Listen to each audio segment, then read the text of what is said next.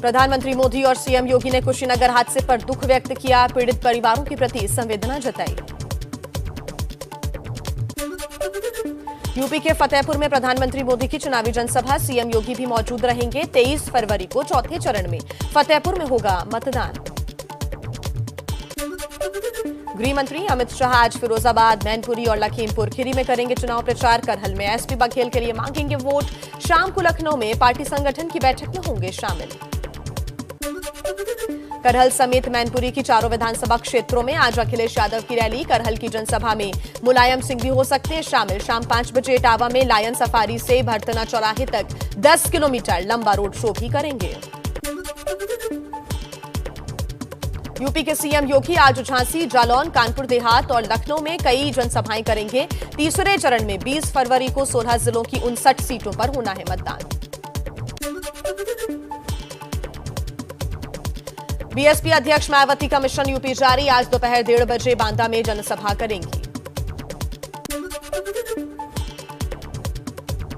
कांग्रेस नेता राहुल गांधी की आज फतेहगढ़ के बस्सी पठाना और सरहिंद में जनसभाएं। प्रियंका गांधी पठानकोट में रैली और लुधियाना में घर घर करेंगी प्रचार। पंजाब के अमृतसर में अरविंद केजरीवाल की प्रेस कॉन्फ्रेंस। अलग अलग इलाकों में जनसभाएं और पठानकोट में रोड शो भी करेंगे। कर्नाटक में हिजाब पर हंगामा है जारी। आज दोपहर 2:30 बजे फिर हाईकोर्ट में होगी सुनवाई। दिल्ली विश्वविद्यालय में आज से फिर शुरू होगी पढ़ाई। कोरोना की वजह से तकरीबन 2 साल से बंद थी यूनिवर्सिटी। छात्र लगातार यूनिवर्सिटी को खोलने की कर रहे थे मांग।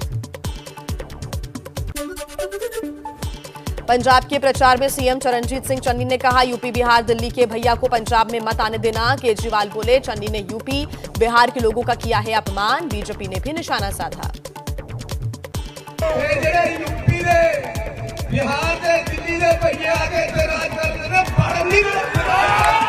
ये बहुत शर्म की बात है।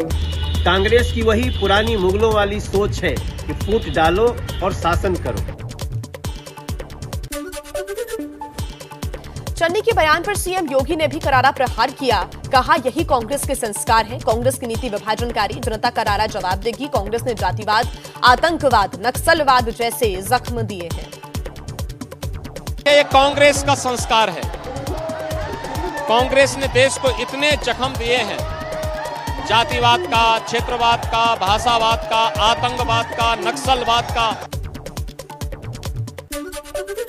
यूपी बिहार के भैया पर सीएम चन्नी के बहाने प्रियंका गांधी सियासी दलों के निशाने पर आई। अनुराग ठाकुर भी बोले, प्रियंका ने हंसकर मजाक उड़ाया, जनता सबक सिखाएगी।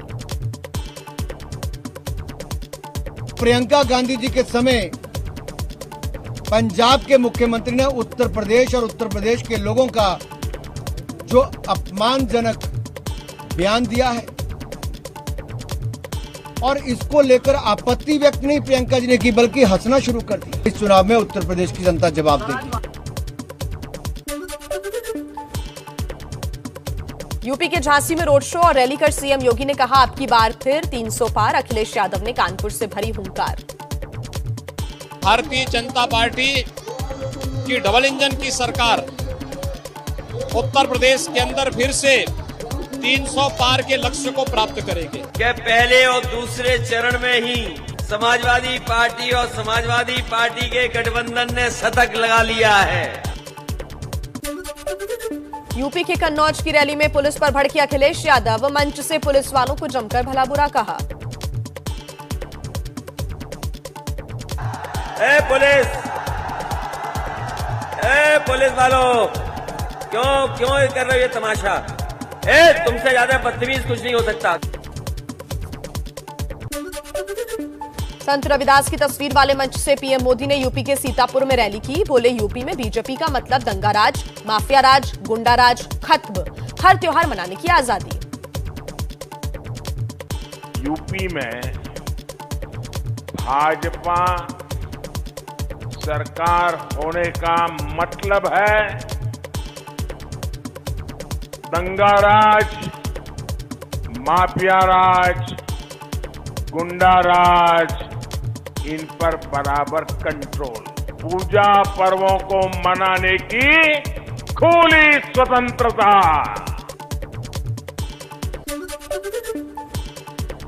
लखनऊ की रैली में बोले राजनाथ सिंह, यूपी को बुआ बबुआ नहीं सिर्फ बाबा की जरूरत। अखिलेश बोले चुनाव नतीजों से बाबा धुएं में उड़ जाएंगे, गर्मी निकालने वालों का धुआं निकल जाएगा।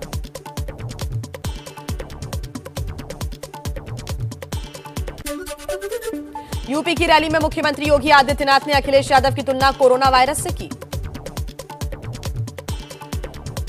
जैसे आपने सपा बसपा कांग्रेस के चिन्ह को बोतल में बंद करके हमेशा के लिए राजनीति से खारिज कर दिया है, ऐसे कोरोना के चिन्ह को हम लोगों ने भी बोतल में बंद करके हमेशा के लिए बंद करके रख दिया है।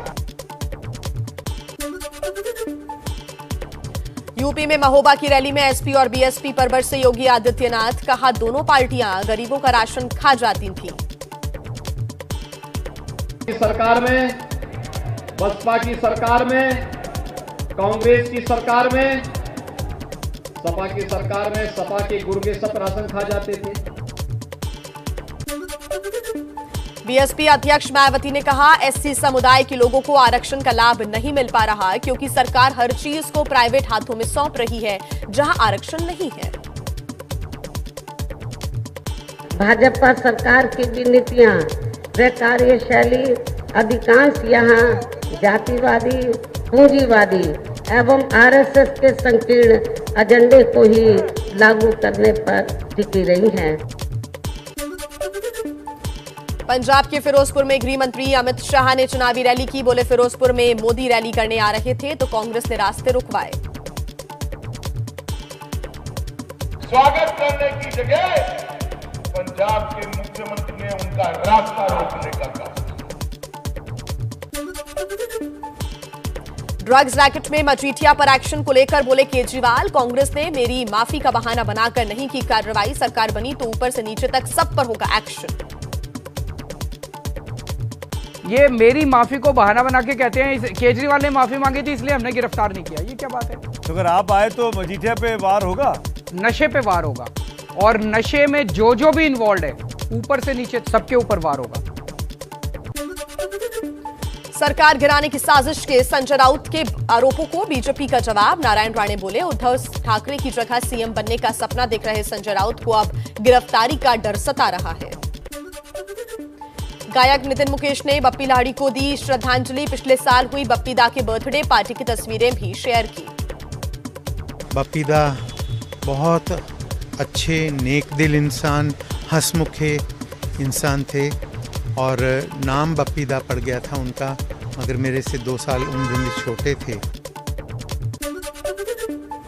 करीब 23,000 करोड़ के बैंक घोटाले की जांच में सीबीआई के बाद अब ईडी की एंट्री। एबीजी शिपयार्ड और प्रमोटर्स के खिलाफ मनी लॉन्ड्रिंग का केस दर्ज किया गया।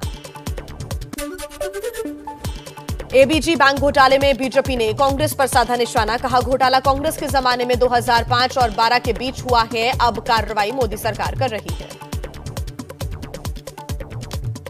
ये उल्टा चोर कोतवाल को डांटे वाला मामला है।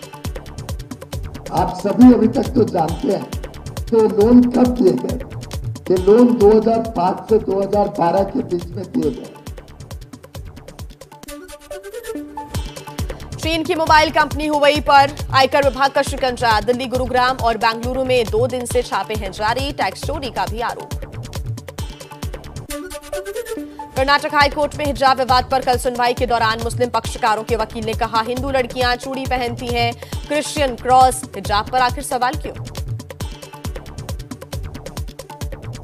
सबको इंडिया में हर लड़की को, हर लड़के को राइट है, उसे कैसा पहनना चाहिए, कैसा रहना चाहिए, क्या क्या खाना चाहिए, सब राइट है। तो हमें हमारा राइट चाहिए। कर्नाटक में हिजाब विवाद जारी। राज्य के कई जिलों में स्कूल के बाहर किया गया प्रदर्शन। हाईकोर्ट के आदेश के बाद स्कूलों में फिलहाल धार्मिक लिबास पहनने से रोका जा रहा है।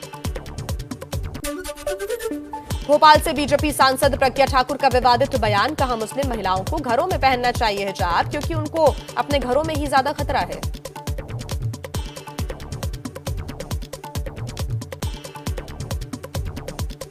जिनके घरों में बहन का नाता नहीं है, जिनके घरों में बुआ की लड़की, मौसी की लड़की, हमारी लड़की, पहले बाप के पिता की, पहले बाप के पहली बीवी की लड़की, हम सबसे शादी कर सकते हैं तो हिजाब तुम्हें घर में पहनना चाहिए। एबीपी न्यूज से बोले असदुद्दीन ओवैसी। मोदी कहते हैं मुस्लिम महिलाएं उन्हें आशीर्वाद दे रही हैं तो बेटियों के हिजाब का अधिकार आखिर क्यों छीन रही है बीजेपी। मनी लॉन्ड्रिंग केस में मुंबई में दाऊद इब्राहिम के भाई इकबाल कासकर पर कसा शिकंजा, प्रवर्तन निदेशालय ने गिरफ्तार किया। दिल्ली में राष्ट्रीय सुरक्षा सलाहकार अजीत डोभाल के घर में एक शख्स ने गाड़ी के साथ घुसने की कोशिश की। पकड़े जाने पर बोला बॉडी में चिप लगी है, रिमोट से चल रहा हूं। आरोपी ने खुद को सनकी दिखाने की कोशिश की। राजस्थान के अलवर में बदमाशों ने 1 करोड़ के ऐसे मोबाइल लूटे जो कंपनी ने लॉन्च भी नहीं किए थे। गाड़ी में की थी लूटपाट। पुलिस ने 3 आरोपियों को पकड़ा। अब 2 व्हीलर पर 4 साल से कम उम्र के बच्चों को बैठाने के लिए भी हेलमेट पहनाना होगा जरूरी। रफ्तार भी 30 किलोमीटर प्रति घंटे से कम रखनी होगी, नहीं तो लगेगा 1000 रुपए का जुर्माना। जल्द ही जारी होगा यूजीसी नेट का रिजल्ट। दिसंबर 2020 और जून 2021 की नेट की परीक्षाओं पर यूजीसी ने जानकारी दी।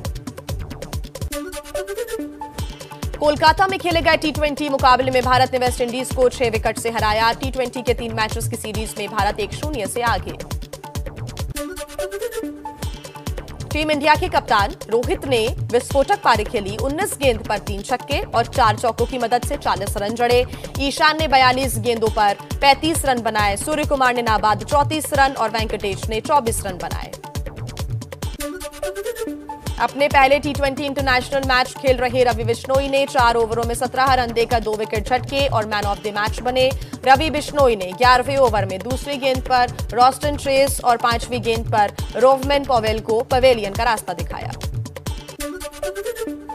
भारत और वेस्टइंडीज के बीच 20 फरवरी को होने वाले तीसरे टी20 मैच में 20,000 दर्शक मैच देख सकेंगे। बीसीसीआई ने पहले दर्शकों को जाने की अनुमति नहीं दी थी। पहले 2 मैच ईडन गार्डन्स में बिना दर्शक के ही खेले जाएंगे। कोलकाता नाइट राइडर्स ने श्रेयस अय्यर को कप्तान बनाया। आईपीएल में कोलकाता ने अय्यर को 12.25 करोड़ में खरीदा है। यूपी योद्धा का अंतिम कबड्डी लीग मुकाबले में आज यू मुंबई से मुकाबला होगा। योद्धा 63 अंकों के साथ अंक तालिका में तीसरे स्थान पर है। टीम मैच जीतकर प्लेऑफ में जगह पक्की करना चाहेगी। यूपी योद्धा के प्रमुख प्रायोजक हैं एबीपी न्यूज। बिहार में सैलानियों के लिए एक अच्छी खबर। सीएम नीतीश कुमार ने राजगीर जू सफारी की शुरुआत की। 191 हेक्टेयर में 176 करोड़ की लागत से तैयार हुआ है सफारी। महाराष्ट्र में सुप्रीम कोर्ट से मंजूरी मिलने के बाद बैलगाड़ी दौड़ का आयोजन। पुणे से आई तस्वीरें। एनसीपी सांसद अमोल कोल्हे भी समारोह में पहुंचे।